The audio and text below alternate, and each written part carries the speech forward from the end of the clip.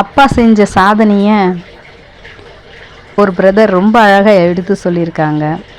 அதை பாருங்கள்.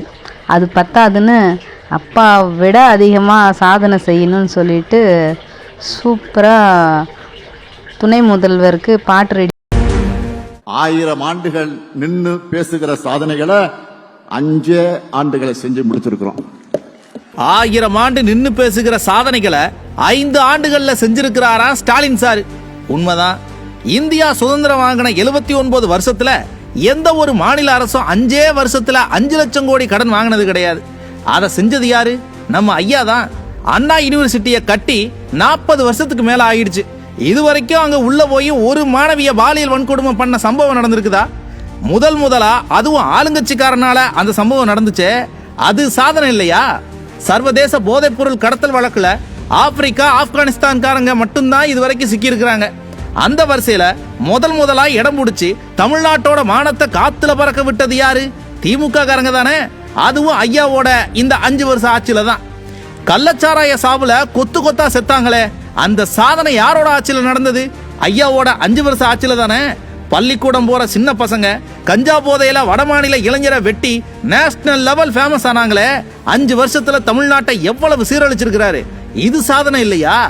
ஆளுங்கட்சி எம்எல்ஏவோட ஆஸ்பத்திரியில ஏழை ஜனங்களோட கிட்னியை திருடி வியாபாரம் பண்ணாங்களே, அந்த சாதனை இதுவரை எந்த கட்சி எம்எல்ஏ செஞ்சிருக்கிறாரு?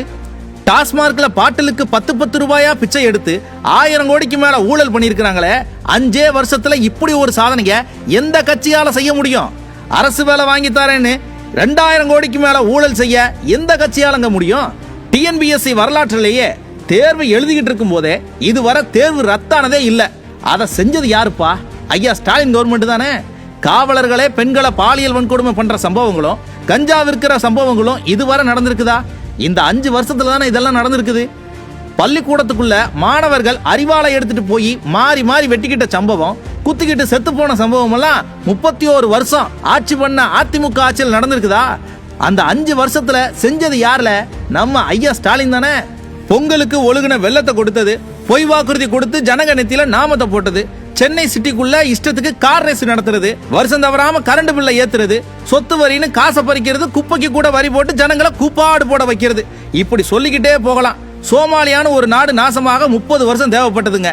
ஆனா ஐயா ஸ்டாலின் தன்னோட நிர்வாக திறமையால 5 வருஷத்துல, எப்படி 5 வருஷத்துல தமிழ்நாட்டை சீரழிச்சு காட்டியிருக்கிறாரு. இப்பெல்லாம் வட மாநிலங்கள்ல இருக்கிற முதல்வர்கள் தமிழ்நாட்டை விட நம்ம ஸ்டேட் நல்லா இருக்குன்னு பெருமையா பேசுறாங்க. தமிழ்நாடு நிலைமை அவ்வளவு சீரழிஞ்சு கிடக்கு. 1000 என்ன சார் 1000, இன்னும் 5000 வருஷம் கழிச்சு வர தலைமுறை கூட 5 வருஷத்துல நீங்க அடிச்ச கூத்த கட்டாயம் பேசும். 1000 ஆண்டுகள் நின்று பேசுகிற சாதனைகளை 5 ஆண்டுகளை செஞ்சு முடிச்சிருக்கிறோம்.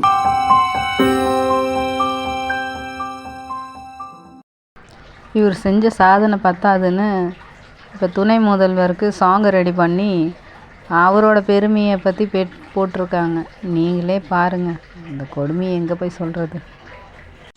ஸ்டாலின் தான் வர்றாரு, விடியல் தர போறாருங்கிற பாட்டோட நெகட்டிவ் எஃபெக்ட்ல இருந்தே தமிழக மக்கள் இன்னும் முழுசா வெளியே வரல.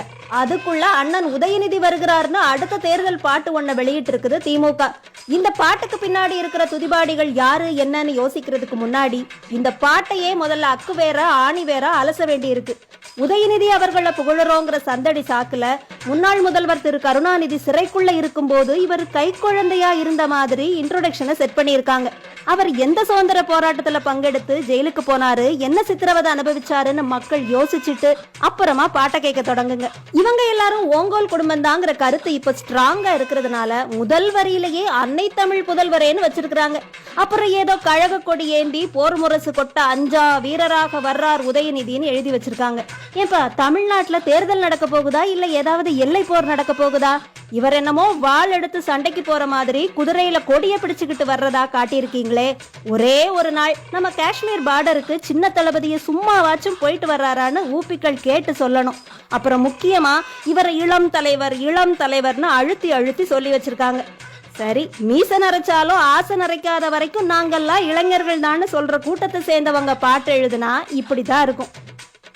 இவர் இனப்பகைவர் நடுங்கிடவே வர்றாராமா. இனம்னு எதை சொல்றாங்க? தெலுங்கர் இனமா, தமிழர் இனமா, திராவிடர் இனமா, இல்ல ப்ரௌட் கிறிஸ்டியன் இனமா? இதுல யாருக்கு பகைவர்? எந்த பகைவர் இவரை கண்டு நடுங்க போறாங்க? ஒவ்வொரு தடவை இடி ரைடு வரும்போதும் தொடைய நடுங்கி வெள்ளக்கொடை பிடிக்கிறவங்களும் இடிமுழக்கம், இனப்பகைவர் நடுக்கம்னு சொல்றதுக்கெல்லாம் ஒரு தைரியம் வேணும் தானே. இந்த மனதைரியத்தை பாராட்டி பாட்டு எழுதினவங்களுக்கு ஒரு சோப்பு டப்பா கண்டிப்பா பரிசா கொடுக்கலாம். எல்லாத்துக்கும் மேல ஹைலைட்டே அந்த கடைசி வரிதாங்க. வரலாறு படைக்க கலைஞராக வரப்போகிறாராம். கலைஞர் படைச்ச வரலாறு என்ன? வான்கோழி எழுதுனதா? திராவிடம் என்றால் என்னன்னு டபுள் மீனிங்ல விளக்கம் கொடுத்ததா? ஹாஃப் டே உண்ணாவிரதமா? கச்சத்தீவை தாரை வார்த்து கொடுத்ததா? இதுல எந்த வரலாறை திருப்பி படைக்க போறாரு உதயநிதி? வாரிசு அரசியலை தவிர எந்த திறமையுமே இல்லாத இந்த கும்பல்கள் கையில தமிழகம் சிக்கி தவிச்சது போதும்.